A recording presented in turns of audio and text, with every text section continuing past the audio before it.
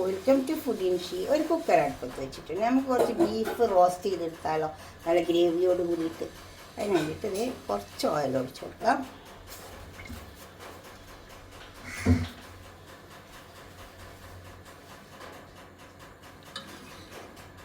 കുറച്ച് സവാള ഇട്ട് കൊടുക്കാം. അധികം ഇടണ്ട, കുറച്ച് ഇട്ട് കൊടുത്താൽ മതി. പിന്നെ നമുക്ക് റോസ്റ്റ് ചെയ്യുമ്പോൾ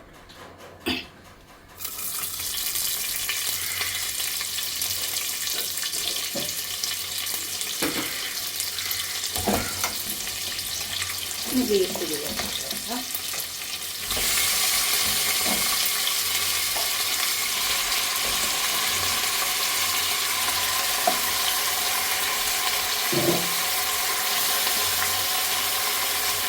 ബീഫൊക്കെ വാഷ് ചെയ്യുമ്പോൾ നന്നായി വാഷ് ചെയ്യണം.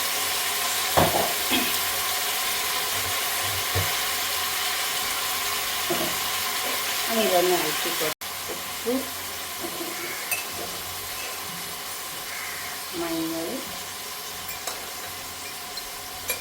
കുറച്ച് മുളക് ഇതിട്ടിട്ട് ഇതൊന്ന് വേവട്ടെ. അങ്ങനെ ഇതൊന്ന് നന്നായി ഇളക്കി ചേർത്തെടുക്കാം. ഒരു ടീസ്പൂൺ മല്ലിപ്പൊടിയും കൂടി ഇട്ട് കൊടുക്കാം. വറുത്ത് പൊടിച്ച മല്ലിപ്പൊടിയാണ്. ഇനി ഇതൊന്ന് നന്നായി നല്ലോണം ഇളക്കി ചേർക്കാം.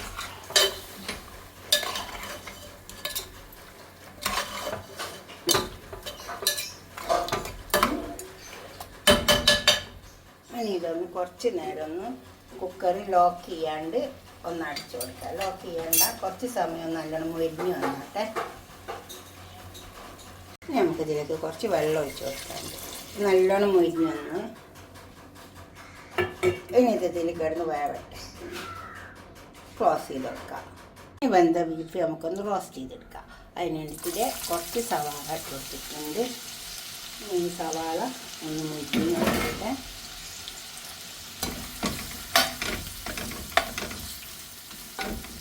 ഇത് മുരിഞ്ഞ് വരണം. മുരിയട്ടെ. അപ്പോൾ സവാളൊക്കെ മൂത്ത് വന്നു. ഇനി നമുക്കിതിലേക്ക് കുറച്ച് കറിവേപ്പില, കുറച്ച് ഉണക്കമുളക് ഇട്ട് വെക്കാം. പിന്നെ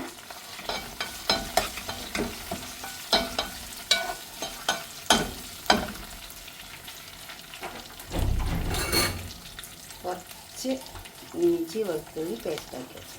നമ്മൾ വേപ്പിക്കുമ്പോൾ ഇട്ട് കൊടുത്തിട്ടുണ്ട് കേട്ടോ. ഇതിൻ്റെ മണം ഒന്ന് പോട്ടെ. നല്ല മണം പോയി കിട്ടണം. ഇതൊക്കെ മരുന്ന് കുറച്ച് മുളകിൻ്റെ പൊടി ഇട്ട് കൊടുക്കാൻ പറ്റും. നേരത്തെ നമ്മൾ 1 ടീസ്പൂൺ ഇട്ട് കൊടുത്ത് ഇപ്പോൾ 1 ടീസ്പൂൺ കൂടി ഇട്ട് കൊടുത്തിട്ടുണ്ട്. വേവിപ്പിക്കുമ്പോൾ 1 ടീസ്പൂണ്, ഇപ്പോൾ 1 ടീസ്പൂണ്. ഇത് 800 ഗ്രാമാണ് ബീഫ്.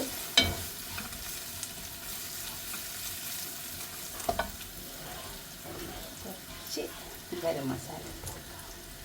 കുറച്ചിട്ട് കൊടുക്കാം. കുറച്ച് പെരുംജീരകത്തിൻ്റെ പൊടി നിർബന്ധമാണ്, എന്തായാലും ഇട്ട് കൊടുക്കണം. വേപ്പിച്ച് വെച്ച് ബീഫ് തട്ടിക്കൊടുക്കണം.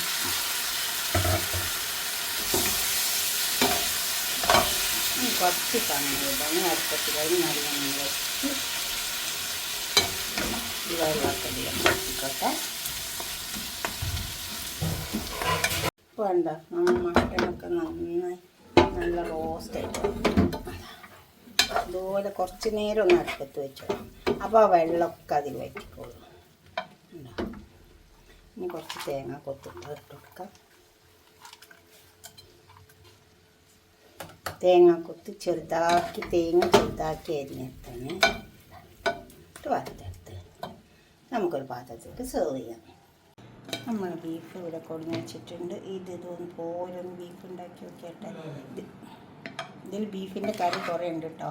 അതുപോലെ നിങ്ങളൊക്കെ ഒന്ന് ഉണ്ടാക്കി നോക്കി നിങ്ങളുടെ അഭിപ്രായങ്ങളൊക്കെ നിർദ്ദേശങ്ങളൊക്കെ കമൻറ്റ് ബോക്സിൽ അറിയിക്കുക. ലൈക്ക് ചെയ്യുക, ഷെയർ ചെയ്യുക, സബ്സ്ക്രൈബ് ചെയ്യാത്തവരൊക്കെ ചെയ്യാം.